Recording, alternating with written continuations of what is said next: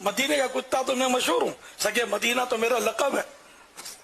लकब ये मैंने खुद लिया है, लकब किसी ने दिया नहीं है, सगे मदीना। तो इनके बेटे को कोई कहे जाके शेर दा पुत्र, तो कहेगा एंज देखे हुए कुत्ते दा पुत्र।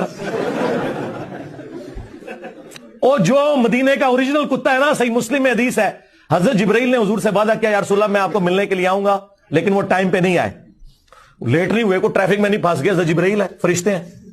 फिर हजरत जिब्राइल इस्लाम ने कहा कि या रसूलल्लाह आपकी चरपाई के नीचे कुत्ते का एक बच्चा था, मदीने के कुत्ते का बच्चा, हाँ ओरिजिनल सगे मदीना, इसको आप निकालेंगे तो हम दाखिल होंगे, क्योंकि हम फरिश्ते उन घरों में दाखिल नहीं होते जहां पे कुत्ते होते हैं। वो हुजूर ने वो सगे मदीना निकाला, जो पाकिस्तान में करोड़ों लोग अपने आप को कहते हैं।